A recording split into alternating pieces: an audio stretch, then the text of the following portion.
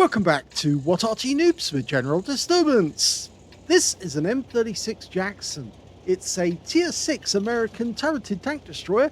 It's located on the north spawn of Overlord, and it's under the command of Picklefish44. And he's sent us in a couple of good replays for us to have a look at. No, I haven't had anything to drink yet this evening. It just seems my mouth's not working. Okay, well, the Jackson, otherwise known as the Slugger.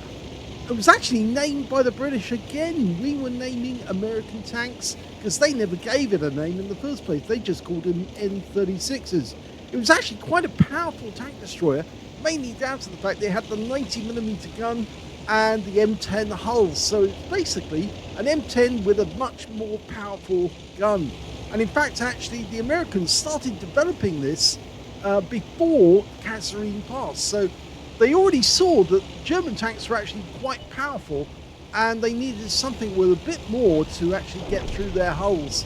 And so even though most of the M10s had a 3-inch gun or 76mm, they decided to start updating it and putting 90mm guns in, and it seemed to be quite effective as well. As you can see with these rounds, he's capable of doing 240 alpha, and with standard ammo he can penetrate 160mm of armor. With the APCR he'll go through 243mm, and with the HE rounds he can do 320 alpha and only 45mm of pen. It is basically an M10 with a different armament. Now, they actually made 2,324 of these, and over 1,400 were made before the end of the war. In fact, they had quite a lot of them afterwards left over. It cannot mount the 105mm gun that you can mount on the M10 or on the M4, but it's basically an M4 which has been re-engineered with much lighter armor to carry a much bigger gun. Okay, target M4A3E8. That's a Sherman Jumbo, and he just penetrated through the turret.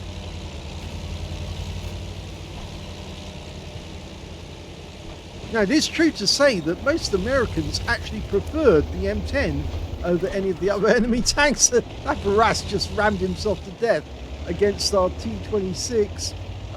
Not a very good ending for him.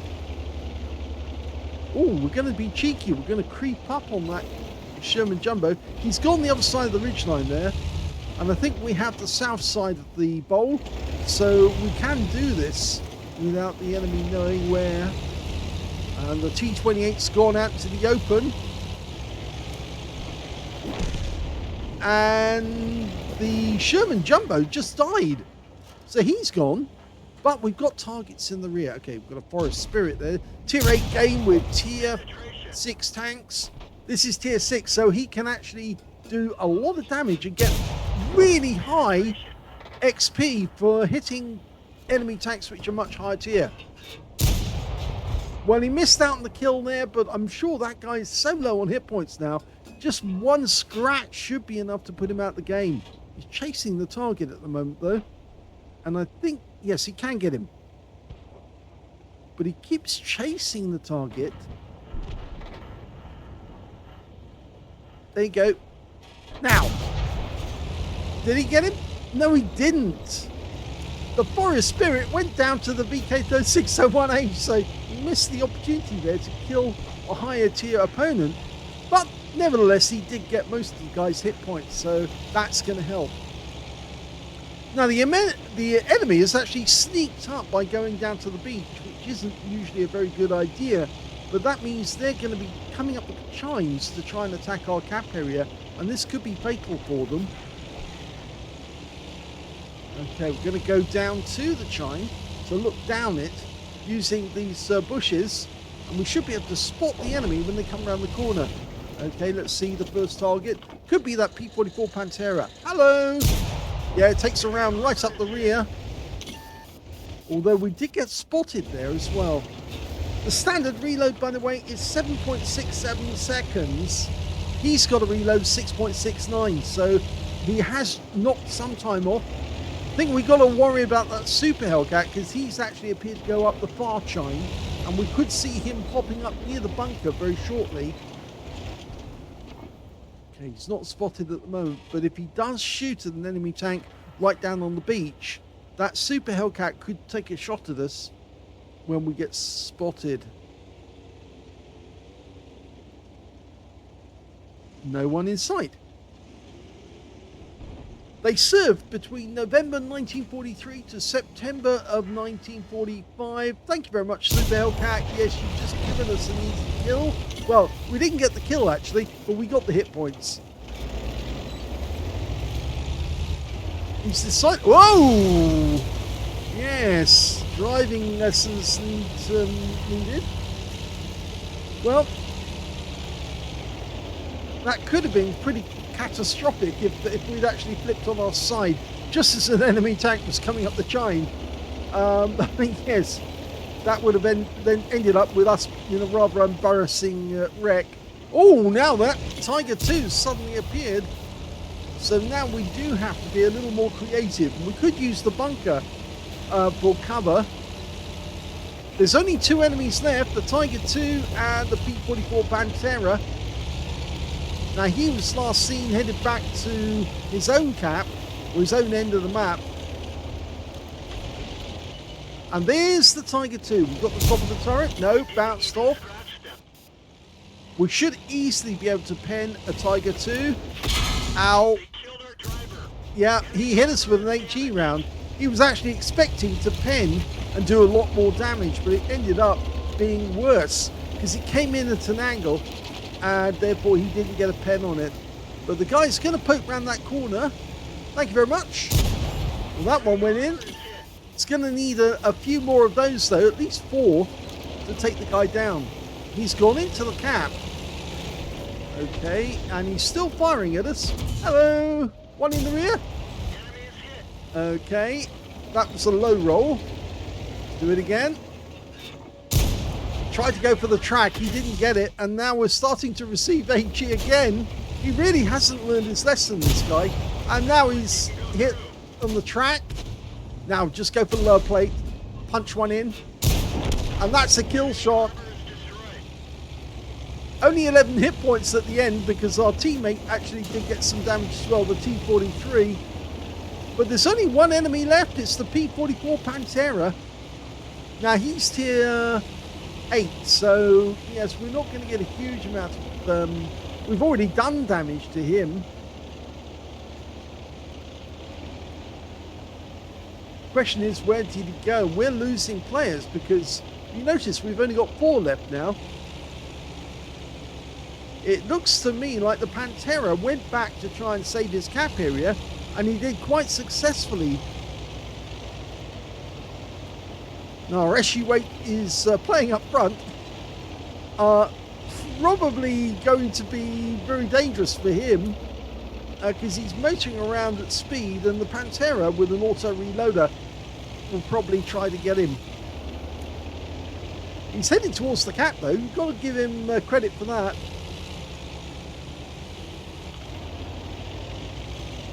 If we suddenly see him lose a lot of hit points, well, we know where they're coming from.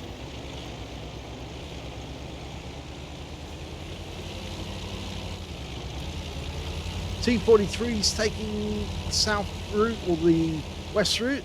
There he is. He's on the move. Does go for us first, but oh, what a shot at distance, and that wins the game.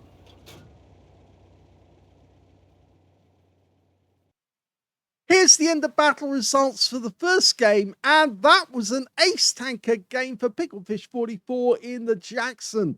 He managed to get a duelist for taking down 2 tanks who damaged him, 5 for effect for doing more damage than hit points to his own vehicle, and he got a Halonen's medal. Now that's an unusual medal because that one you actually have to kill 2 enemy tanks or tank destroyers in a tank destroyer, but they have to be at least 2 tiers higher than your own. And in fact, both enemy tanks that he took out were tier 8, the Tiger 2 and the Pantera, both tier 8. He was tier 6, so yes, he got the medal. His win rate from that game, 5,964, which is a bit more than just Super Unicum. It's very comfortable. Let's have a look at team score.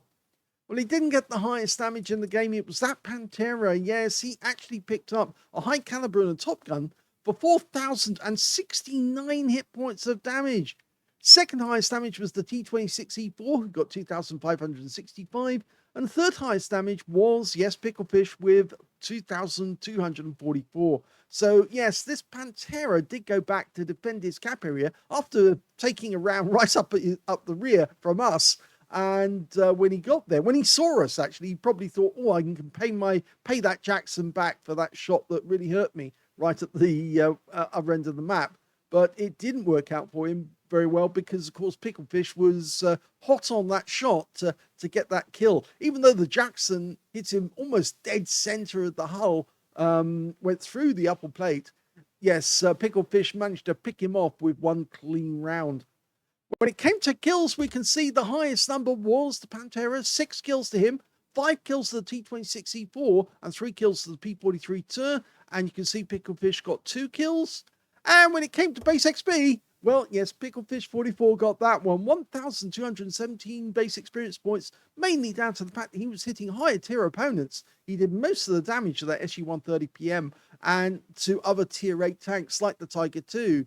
And so that's why he got the highest base XP with 1,217. 1,173 went to the T26E4, and the next highest after that was the P43-2 with only 997. You can see both these guys got over 1,000 base, and they were the only ones to do it. So he fired 16 rounds, but only got 13 direct hits and 11 penetrations. 2,244 hit points of damage, of which 499 were at more than 300 meters. He received 4 hits from the enemy. One was penetration, one was a non-penetration. That was from the Tiger II, around an HE round that bounced off the side, and 2 hits by way of splash damage as well. 1 enemy vehicle spotted, 5 enemy vehicles damaged, 2 killed, and 1,094 hit points of spotting assist in that game, as well as 10 defense points when he reset the cap. On a premium count, he actually picked up a loss of 5,659 credits, but it was down to his ammunition costs. He was using premium ammo, and that can be expensive, but it does give you better benefits in terms of penetration. He also got 10,042 experience points out of that one, because he got a mission completion bonus of 7,304.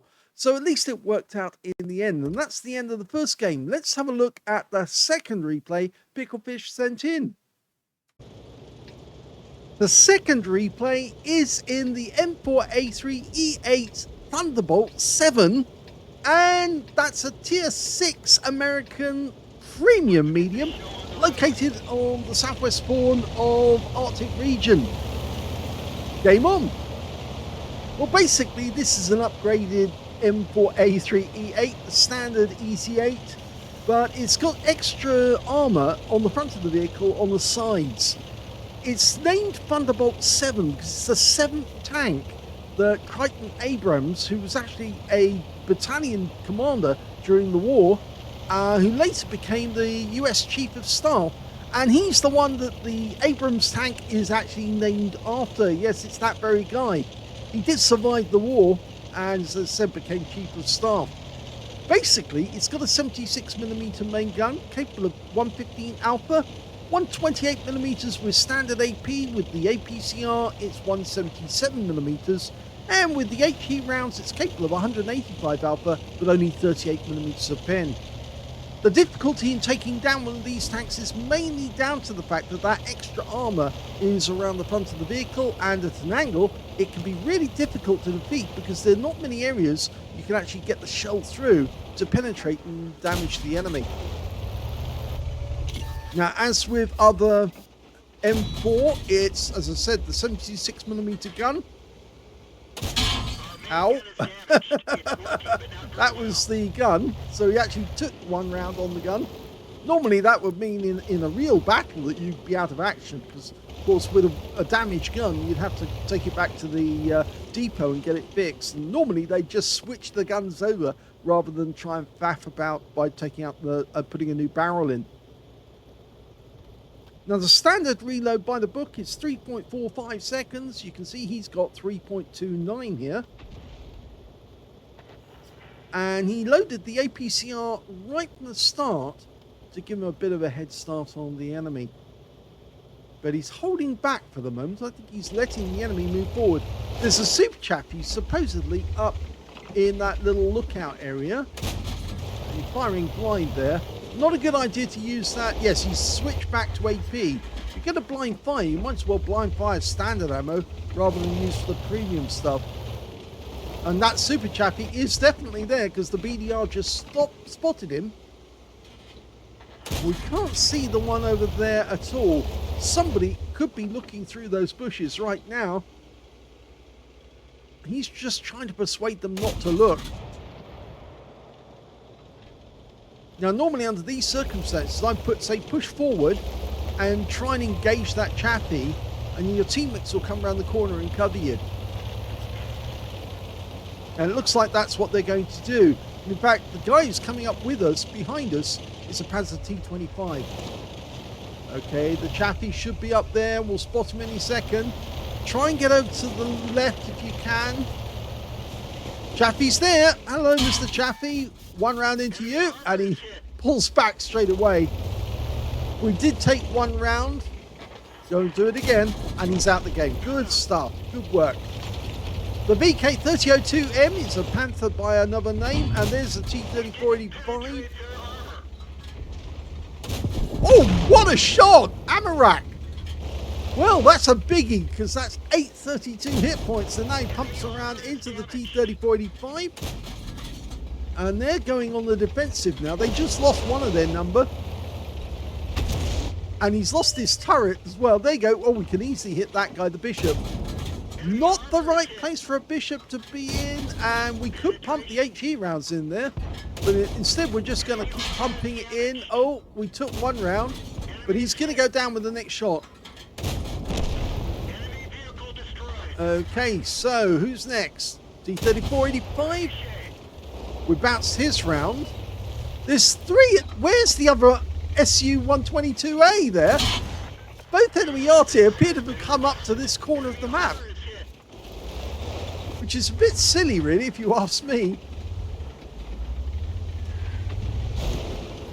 Okay, T-34 is also exchanging shells with our teammate. Thank you, we'll have that. Drive through wheel, do it again. Well, he managed to get it 2 shots for 1 there, and oh, that's a Pascucci's.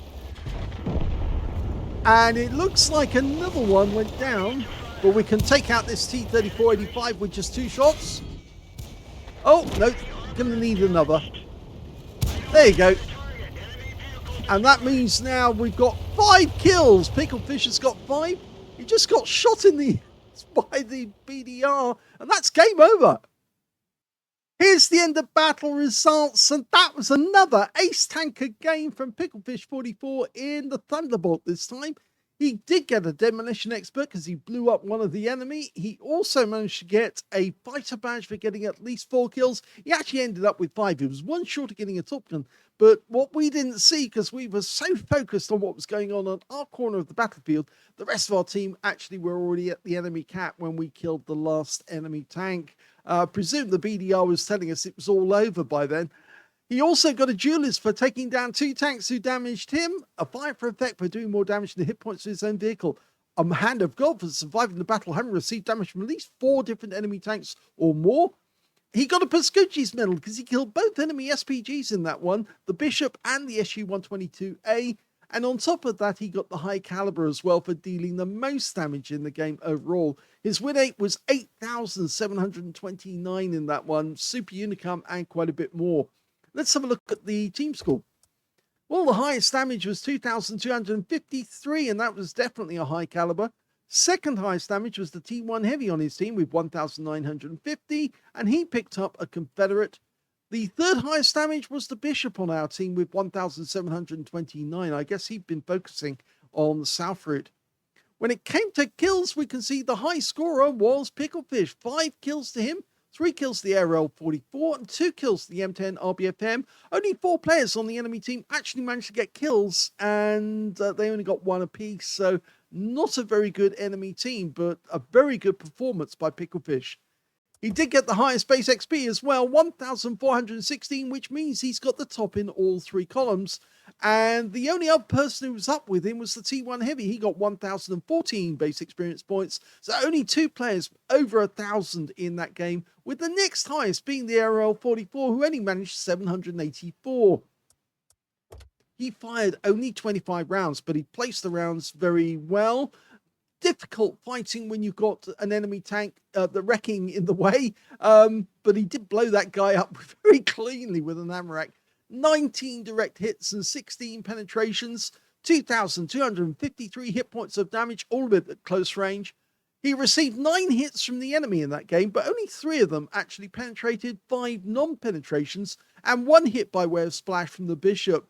770 hit points of damage blocked by armor. He spotted 4 enemy vehicles, damaged 6 of the enemy, killed 5, and did 587 hit points of spotting assist. On a premium count in this game, he actually made credits. He got 17,207 credits for that game. He did have a higher ammunition cost, but there again, he was firing premium ammo to make sure those shells went through. And he also took away 12,319 experience points out of that game, including an 8,496 experience points bonus out of it as well. So very good game there. Starts off with the a slow start where they're actually sitting on the corner wondering who's going to go first. Usually the idea is actually to try and get in there and get rid of that person who's sitting on that little perch watching or doing the spotting, because once they've actually been taken out, then it's just a straight case of trying to get through that pass at the enemy. But it was a very good performance, and when you take into account the one with the Jackson as well, and both of them being ace tankers, yeah, that must have been a neat day for playing. So I hope you enjoyed both those replays. If you did, please give this video a like, do subscribe to our channel, leave a little comment down below because it feeds the algorithm, and thank you for watching.